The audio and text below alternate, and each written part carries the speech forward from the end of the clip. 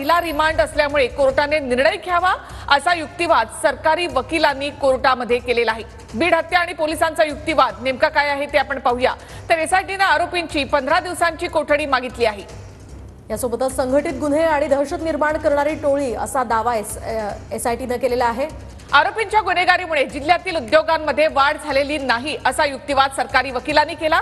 नवीन कंपन्यांना आरोपी धमकावतात असा दावा एसआयटी कडून करण्यात आलेला आहे। गुन्हेगारी स्वरूपाचा कट रचल्याच्या प्रकरणी सर्वांना अटक करण्यात आली आहे अशी माहिती पोलिसांनी कोर्टात दिली। पोलिसांचा केस कोर्टामधला युक्तिवाद मोक्का लावण्याच्या दृष्टीने आहे। तर मोक्का कायदा संघटित गुन्हेगारीला आळा घालण्यासाठीचा कायदा आहे। पोलिसांच्या युक्तिवादामध्ये संघटित गुन्हेगारी शब्दाचा वापर करण्यात आलेला आहे। आरोपींचा हा पहिलाच रिमांड असल्यामुळे कोर्टाने निर्णय घ्यावा असं सरकारी वकिलांनी म्हटलेलं आहे। पोलिसांकडून 15 दिवसांच्या पोलीस कोठडीची मागणी यामध्ये करण्यात आली आहे। सरकारी वकिलांचा युक्तिवाद आता सध्या सुरू आहे। दोन्ही बाजूंचा युक्तिवाद पूर्ण झाला आणि थोड्याच वेळामध्ये आता कोर्ट या संदर्भात निकाल देईल।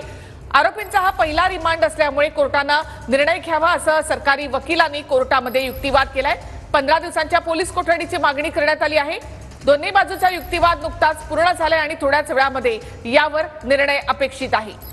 एकूणच या प्रकरणामध्ये आता काय निर्णय होतो ते खरं तर पाहणं अतिशय महत्त्वाचं असणार आहे। पोलिसांची मागणी कोर्ट मान्य करतं का आणि या आरोपींना 15 दिवसांची पोलीस कोठडी मिळते का तेही पाहणं तितकंच महत्त्वाचं असणार आहे। आरोपींचा हा पहिला रिमांड आहे त्यामुळे कोर्टाने निर्णय घ्यावा असं सरकारी वकिलांनी म्हटलेलं आहे। तर पोलिसांचे सगळे पुरावे आणि एकूणच तपास हा आरोपींना मोक्का लावण्याच्या दिशेने या ठिकाणी होता।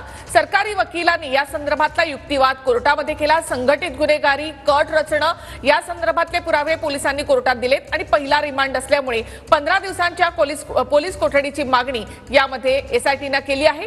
संघटित गुन्हे आणि दहशत निर्माण करणारी टोळी असा दावा एसआयटीने यामध्ये केला। आरोपींच्या गुन्हेगारीमुळे जिल्ह्यातील उद्योगांमध्ये वाढ झालेली नाही असा युक्तिवाद सरकारी वकिलांनी केला आहे। नवीन कंपन्यांना आरोपी धमकावतात असा दावा एसआयटीने केलाय। तर आरोपींचा हा पहिला रिमांड आहे त्यामुळे कोर्टाने निर्णय घ्यावा असा युक्तिवाद सरकारी वकिलांनी कोर्टामध्ये केलेला आहे। दोन्ही बाजूचा युक्तिवाद पूर्ण झाले आणि थोड्याच वेळामध्ये आता निर्णय येणार आहे। गुन्ह्यातील मास्टर माइंड कोण असा शब्द वापरलेला नाही असं सरकारी वकिलांनी म्हटलंय। तर सरकारी वकिलांनी काय युक्तिवाद केलेला आहे ते आपण या ठिकाणी पाहतोय। दोन्हीकडचा युक्तिवाद पूर्ण झालेला आहे। तर आरोपींना कोणताही पश्चाताप झालेला नाही असा युक्तिवाद सरकारी वकिलांनी केला। तर गुन्ह्यातील मास्टर माइंड कोण असा शब्द वापरलेला नाही असं देखील सरकारी वकिलांनी युक्तिवाद करताना म्हटलेलं आहे। संघटित गुन्हे आणि दहशत निर्माण करणारी टोळी असा दावा एसआयटीने केलेला आहे। तर आरोपींच्या गुन्हेगारीमुळे बीड जिल्ह्यातील उद्योगांमध्ये वाढ झालेली नाही असाही दावा एसआयटीने केला। नवीन कंपन्यांना आरोपी धमकावतात असा दावा एसआयटी कडून करण्यात आलेला आहे। गुन्हेगारी स्वरूपाचा कट रचल्याच्या प्रकरणी सर्वांना अटक करण्यात आली आहे असं पोलिसांनी म्हटलं। पोलिसांचा केस कोर्टामधला युक्तिवाद मोक्का लावण्याच्या दृष्टीने आहे। तर मोक्का कायदा संघटित गुन्हेगारीला आळा घालण्यासाठीचा कायदा आहे। पोलिसांच्या युक्तिवादामध्ये संघटित गुन्हेगारी या शब्दाचा वापर करण्यात आलाय। आरोपींना हत्या केल्याचा अजिबात पश्चाताप झालेला नाही असं पोलिसांकडून सरकारी वकिलांनी कोर्टात म्हटलंय। संतोष देशमुखांची हत्या आरोपींनी एन्जॉय केली असा दावा पोलिसांनी केलाय। एसआयटीने आरोपींची 15 दिवसांची कोठडी मागितली आहे। तर आरोपींचा हा पहिला रिमांड असल्यामुळे कोर्टाने निर्णय घ्यावा असं सरकारी वकिलांनी युक्तिवाद करताना म्हटलेलं आहे। तर आरोपींना 15 दिवसांची पोलीस कोठडी देण्यात यावी अशी मागणी कोर्टामध्ये करण्यात आली आहे। लवकरच यावर निर्णय सुदर्शन घुले आणि सांगळे या दोघांनाही कोर्टामध्ये आज हजर करण्यात आलं। सुनावणीला देखील कोर्टामध्ये हजर करण्यात आलेला आहे।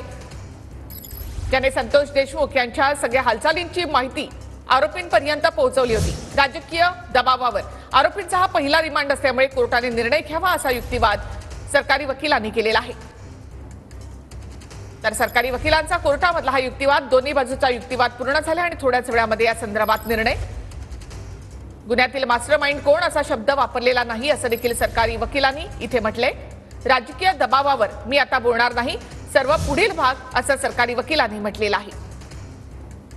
तर सुदर्शन घुले सुधीर सांगळे या दोघांना आणि त्याचबरोबर सोनावणी याला देखील कोर्टामध्ये हजर करण्यात आले। तर आपण पाहतोय गेल्या काही दिवसांपासून हे प्रकरण चांगलंच गाजतंय आणि या ठिकाणी पोलिसांनी काय युक्तिवाद केला होता ते आपण सध्या पाहतोय। संघटित गुन्हे आणि दहशत निर्माण करणारी ही टोळी असल्याचा दावा एसआयटीने केलेला आहे। तर पहिला रिमांड महत्त्वाचा आहे, त्यामुळे 15 दिवसांची कोठडी द्यावी असा युक्तिवाद सरकारी वकिलांनी कोर्टामध्ये केलेला आहे। सुदर्शन घुले, सांगळे आणि सोनवणे या तिघांना 15 दिवसांची कोठडी देण्यात यावी अशी मागणी यामध्ये करण्यात आली आहे।